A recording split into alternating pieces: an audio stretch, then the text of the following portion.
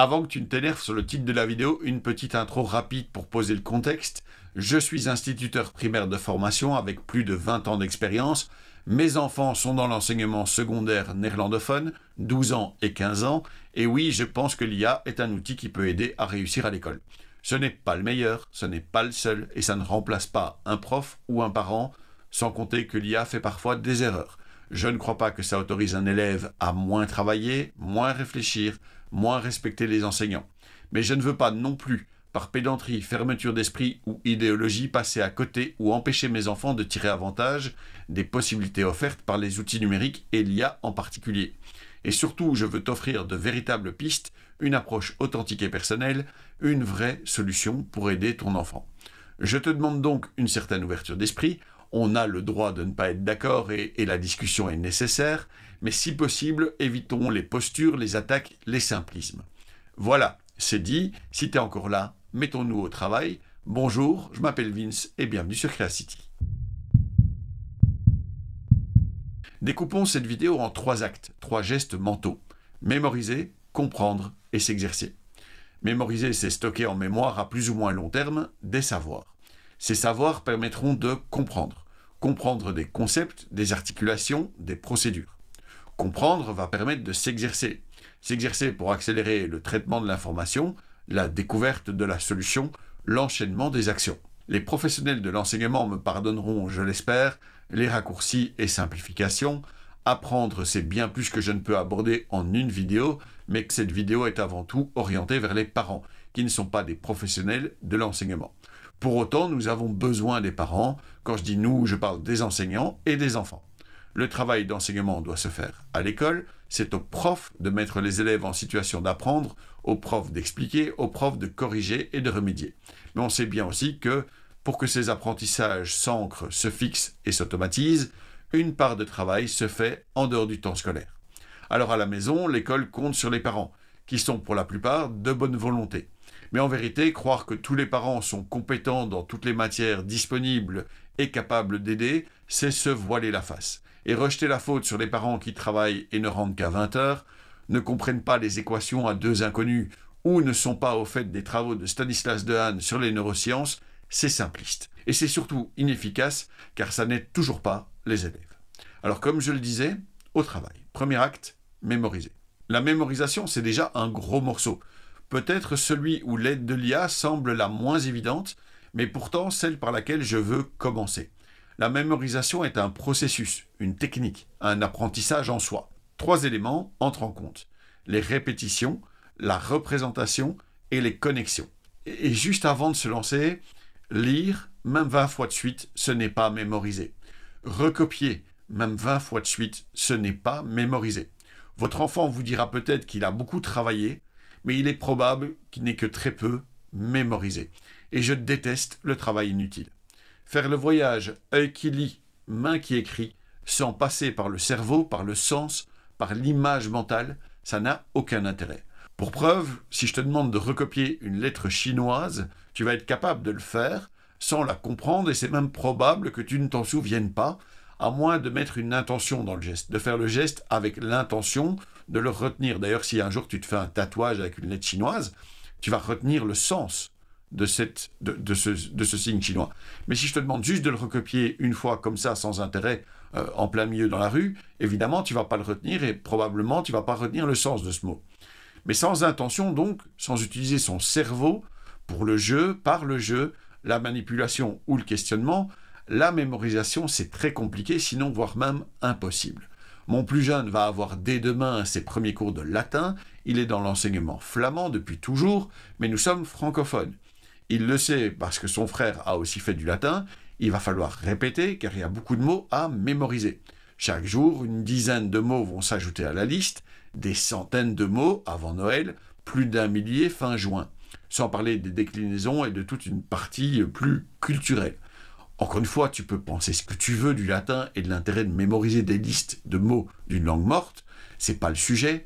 Ce qui compte, c'est de trouver comment aider mon fils à mémoriser tout ça. Je suis dans une démarche d'efficacité. Il a fait le choix de faire du latin. C'est son choix. Et moi, je vais l'aider à assumer ce choix le moins douloureusement possible. Si tu es vraiment allergique au latin, tu peux appliquer les mêmes concepts, par exemple, aux tables de multiplication. C'est quelque chose que tu répètes pour que ça devienne automatique. Première étape, il faut déjà qu'il sache de quoi on parle. L'IA, il faut qu'elle sache de quoi on parle, ce qu'elle doit aider à entraîner. Pour faire simple, j'ai pris des photos du livre de latin de mon fils. Je les ai envoyées à Claude ou à ChatGPT ou à Gemini, ça n'a pas d'importance. Je lui ai bien expliqué comment sont structurées les listes avec le numéro, le mot en latin et le mot en néerlandais, et même, au bout de la ligne, un indice. Cet indice, c'est très important dans le processus, comme on le verra. C'est parfois le mot en français, c'est parfois une phrase d'explication, mais en tout cas, ça donne du contexte ou ça donne une indication sur ce que ce mot veut dire. Donc, si on passe un peu à l'exemple, eh bien, tu vois, ici, j'ai donné à Claude, dans ce cas-ci, les listes de vocabulaire. Donc, je lui ai donné tout ça et puis je lui ai mis un prompt relativement simple. Hein, c'est pas super compliqué. Ça, c'est tout mon chapitre de latin. Je veux que tu m'aides à mémoriser les mots. Je te dirai chaque fois les mots que je dois retenir. Donc, par exemple, il a un contrôle sur les mots de 1 à 12. Mais après, quand je vais aller un peu plus loin, il faudra continuer à s'entraîner sur les vieux mots. Okay, donc, tu vois ici, voilà, il a compris, il me fait part du fait qu'il a bien compris.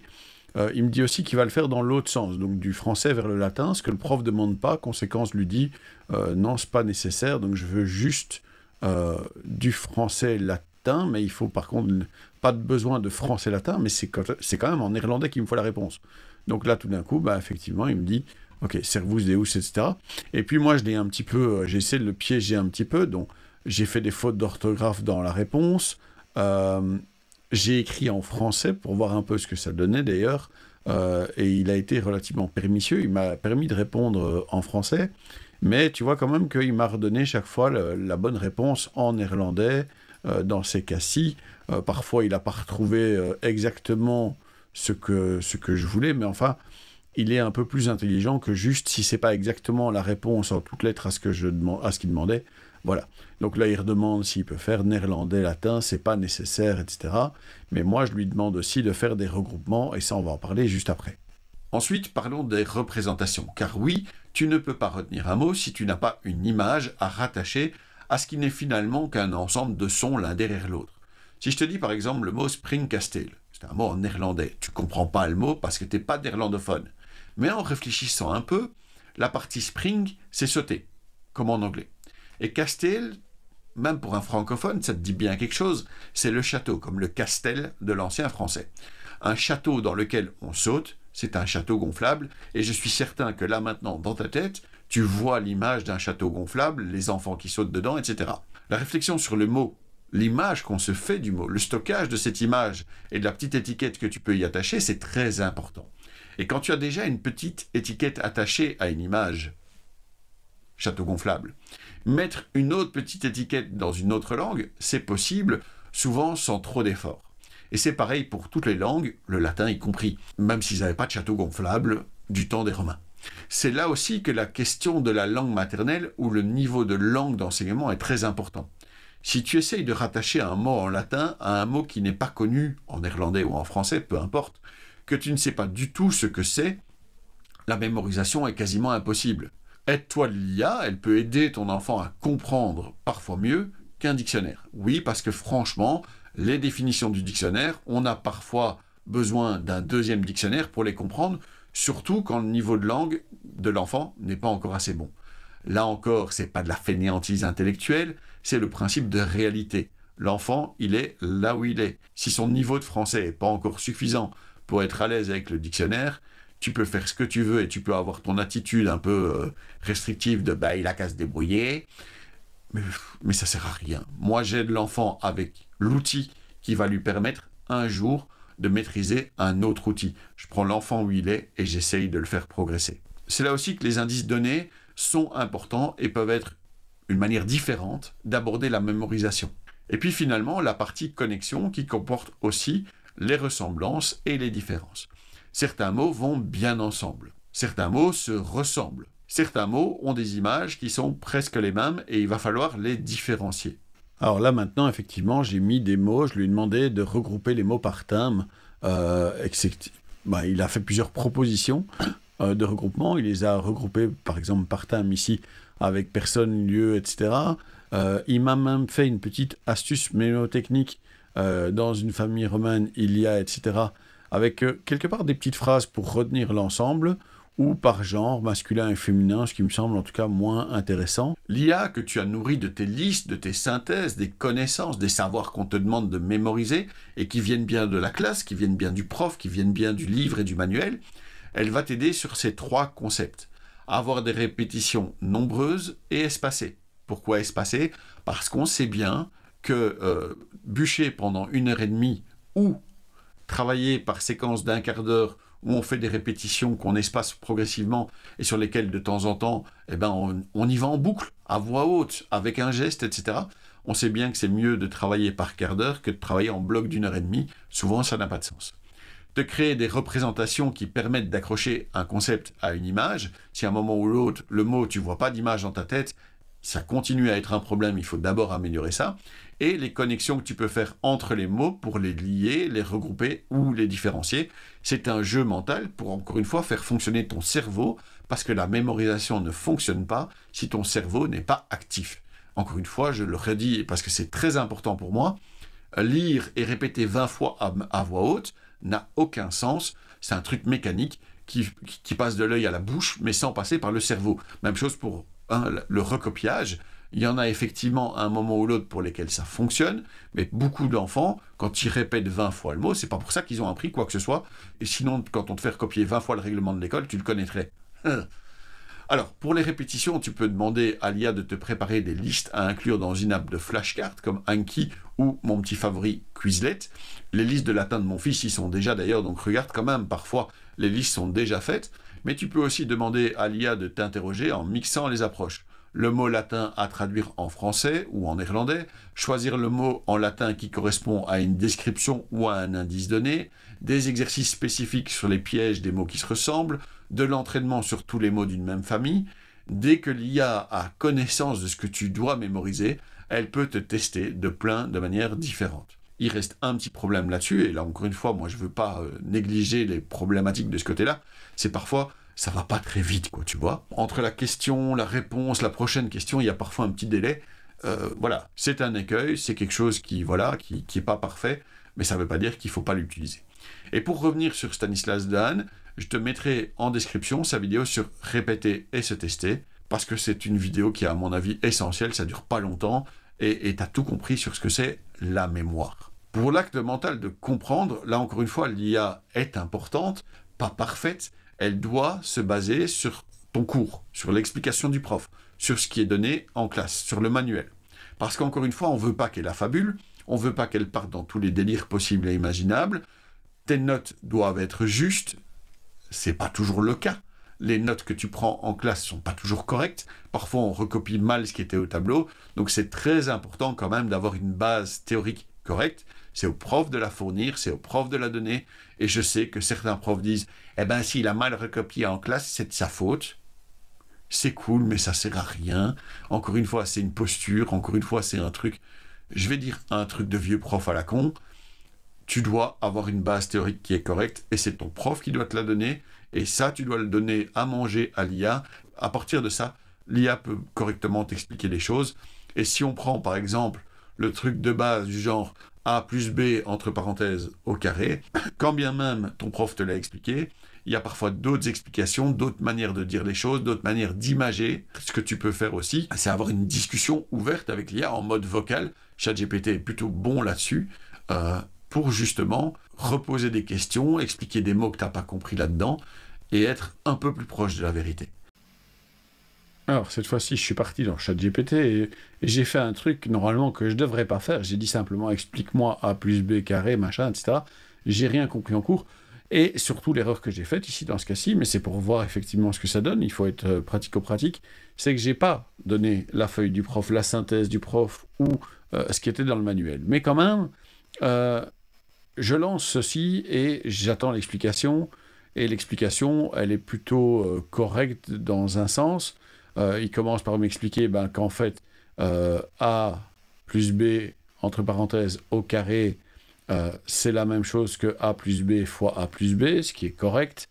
Cela dit, il met un X, ou en tout cas, il met le signe fois traditionnel, plutôt que de mettre le point, et on en reparlera après, il fait une dinguerie à ce moment-là, il met plus le point et ça ressemble plus à rien. Mais n'empêche que la simplification, l'explication est correcte, c'est la même chose ici, donc A fois B c'est AB, B fois A c'est AB, c'est la même chose. Donc on les regroupe.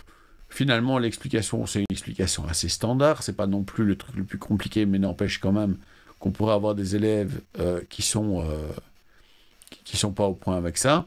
Et à un moment ou l'autre, il va me dire, eh bien, je vais faire une image pour mieux comprendre. Et là, un peu plus bas, si je continue, pop, pop, pop, il va me montrer cette image. Je ne sais plus où elle est maintenant. Voilà, elle est ici.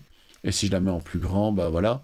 Et c'est là aussi l'image habituelle, celle que tu vas avoir dans ton cours de maths, à mon avis, du carré de A plus B, entre parenthèses, au carré. Donc, l'explication en elle-même, elle est plutôt pas mal.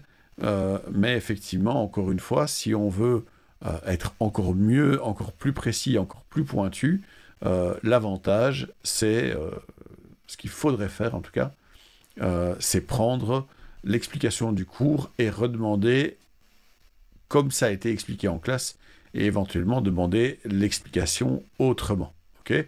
Alors ici, j'ai fait un deuxième essai qui était pour le coup beaucoup moins concluant avec ChatGPT en mode vocal, c'est-à-dire une discussion, où là, à un moment, il me dit qu'il va me montrer un dessin, au final, il ne m'a jamais rien montré. Encore une fois, personne ne dit que c'est parfait, mais le début de l'explication, en tout cas, toute cette explication-ci, ici, on ne peut quand même pas dire que c'est mauvais et que c'est à côté de la plaque. On verra après des histoires d'exercices, il y a des choses quand même qui qui sont pas tout à fait claires, il y a des choses parfois qui sont pas tout à fait correctes. Encore une fois, ça ne veut pas dire que c'est parfait. Encore une fois, ça ne veut pas dire que le lendemain, il ne faut pas aller poser la question au prof en classe. Mais on sait très bien que les élèves ne posent pas les questions en classe quand ils n'ont pas compris, parce qu'ils ne veulent pas passer pour des cons, parce que le prof n'a pas le temps et qu'il est déjà parti dans une autre leçon, dans une autre matière, dans un autre truc.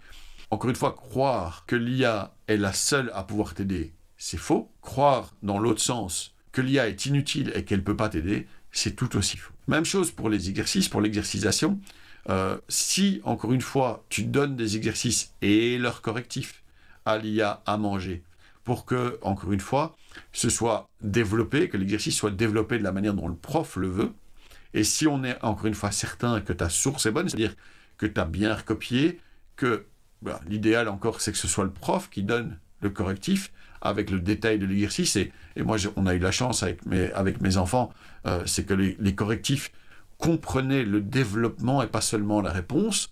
Quand tu as tout ça et que tu le donnes à l'IA, encore une fois, qu'est-ce que l'IA peut faire ? C'est éventuellement t'expliquer, mais là on est à nouveau dans le comprendre, mais aussi créer des exercices du même genre. Et je reviens là-dessus, c'est pas parce que tu demandes à l'IA de t'inventer des nouveaux exercices et que l'IA te les corrige, etc., que tu ne dois pas retourner vers ton prof avec ces exercices, avec la correction, et de dire ben voilà, j'ai essayé de faire ça et ça et ça, en espérant tomber sur un prof qui va comprendre qu'en fait, tu as essayé de bosser. Donc le but, quand même, c'est de dire, j'ai essayé de travailler, j'ai essayé d'inventer des exercices, parce qu'on dit toujours aux élèves, vas-y, invente des exercices du même genre. Mais enfin, soyons raisonnables. Les enfants ne savent pas, les élèves, la plupart du temps, ne savent pas créer des exercices. C'est un truc de prof. D'ailleurs, on fait des études pour ça, je te rappelle. Donc, laisse l'IA éventuellement aider ton gosse à créer des nouveaux exercices, incite-le à revenir vers son prof, et si c'est possible, si t'es prof, et qu'un gamin vient à l'école avec des exercices qui ont été inventés par l'IA, juste avoir la bête posture de « Eh ben, quand t'as utilisé l'IA, c'est quand même débile.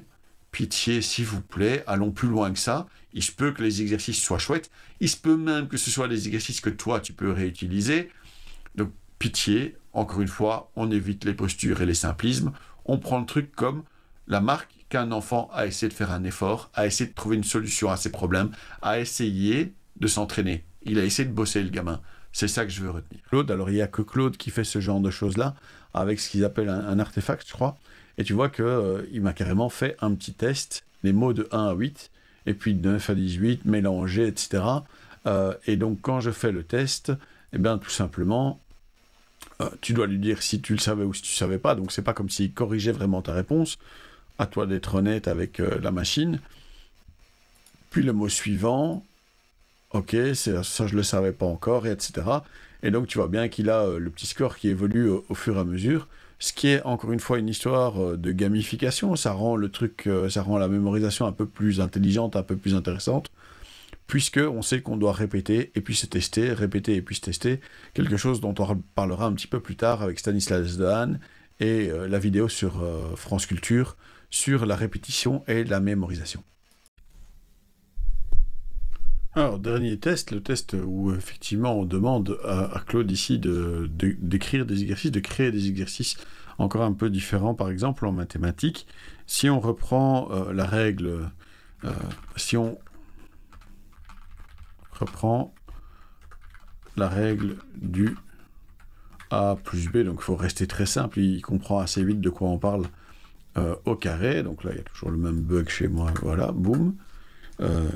Crée-moi des exercices pour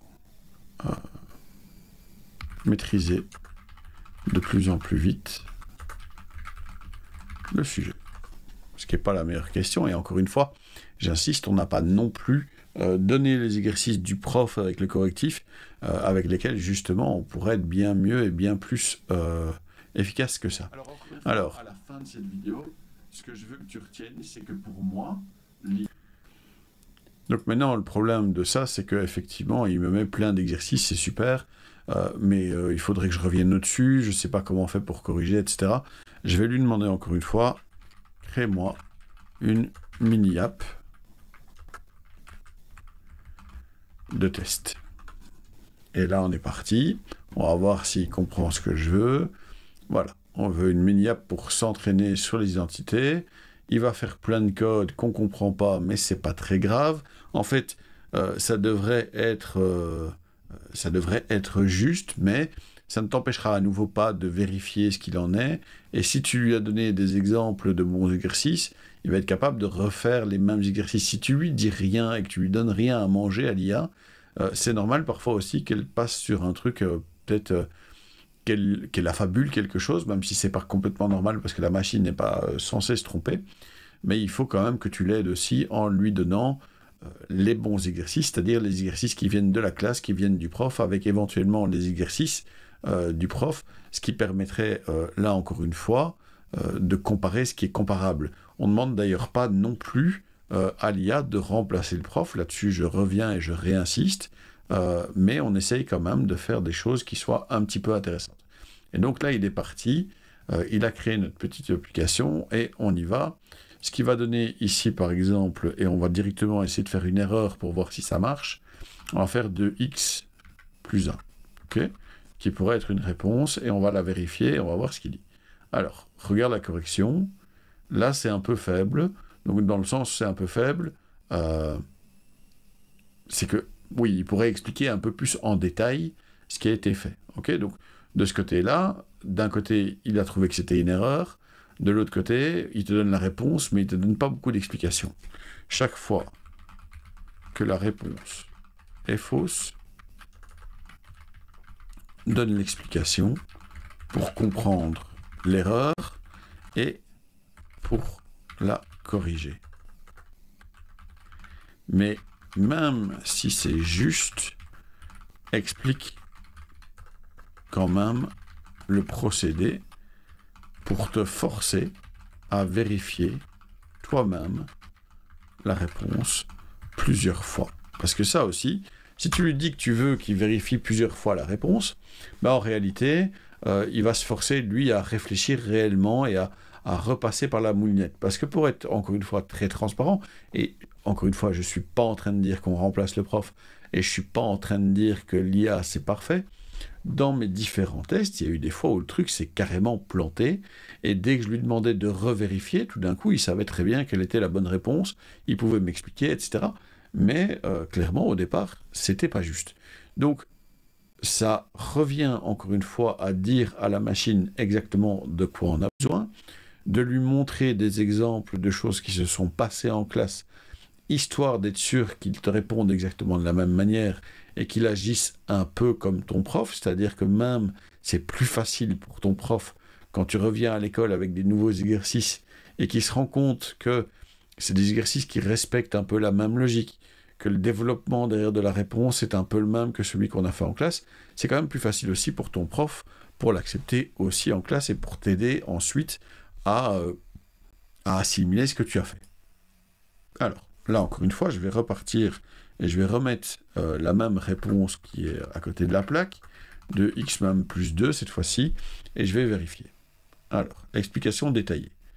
Donc, ax, b1, et donc là, il est reparti sur ça, a carré, c'est x carré, 2ab, alors là, encore une fois, on a le problème des x qui sont remplacés normalement en maths par des points, plutôt que d'avoir des fois avec des x comme ça, parce que sinon on ne se rend pas compte.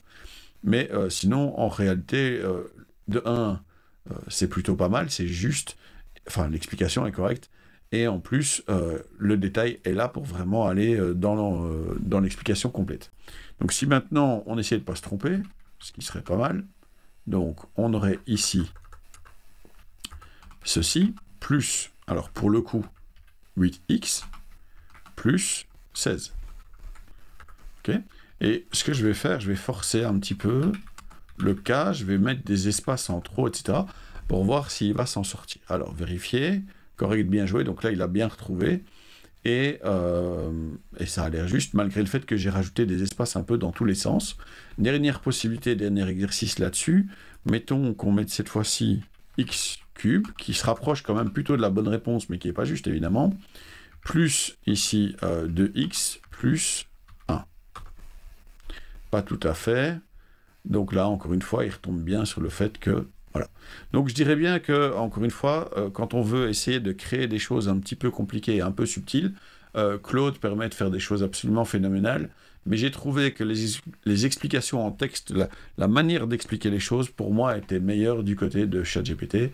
Je sais, chaque outil a un coût, mais quelque part, le nombre d'heures que tu payerais en cours particulier, ou le nombre d'heures que ça représente de rater son année, alors j'exagère, je dramatise évidemment, mais quand même, avoir de l'aide pour ce genre de tarif-là par mois, si tu as déjà dû prendre de l'aide scolaire, tu sais que, voilà, c'est plutôt pas mal. Et encore une fois, je réinsiste une dernière fois là-dessus parce que c'est très important, ça ne remplace pas le prof, ça complète ce qui a été fait en classe, tu donnes ce qui a été fait en classe à la machine, et la machine essaye de refaire des exercices du même type, du même genre, d'analyser ce qui a été fait pour pouvoir t'aider. Ça n'est pas un remplaçant au prof et ça n'est pas une excuse pour moins travailler, c'est une chance de mieux travailler. Alors encore une fois, à la fin de cette vidéo, ce que je veux que tu retiennes, c'est que pour moi, l'IA est un outil. Ça n'est pas une solution, ça n'est pas la solution, c'est un outil parmi d'autres. Et s'empêcher d'utiliser cet outil pour des raisons, je pense, idéologiques plus qu'autre chose, ou parce que tu as peur qu'on dise que finalement les profs c'est inutile, on a bien compris avec le Covid que les profs c'était pas inutile, que la présence en classe c'est indispensable, qu'il y a certains niveaux d'enseignement et certaines matières, si tu n'as pas les élèves en face de toi, ça marche pas. Dire encore une fois qu'on n'a pas les possibilités d'aider les gens avec l'IA, c'est une posture. Ça ne veut pas dire qu'il faut faire une confiance aveugle, ça ne veut pas dire qu'il ne faut pas faire attention, ça ne veut pas dire qu'on n'a pas besoin de la matière du prof, de la correction du prof, du livre, du manuel, de la bonne théorie. Ça veut dire simplement que si on donne à manger à l'IA, elle est capable de t'aider, elle est capable de te proposer quelque chose pour que tu puisses t'exercer. Encore une fois, je m'appelle Vince et je te remercie d'avoir regardé cette vidéo. N'oublie pas d'aimer, de commenter, de partager, de t'abonner et de faire sonner la cloche. Sois sympa dans les commentaires parce que les trolls c'est uniquement chouette quand ça danse, ça chante ou ça fait des câlins. Puissions-nous nous revoir bientôt. Merci et au revoir.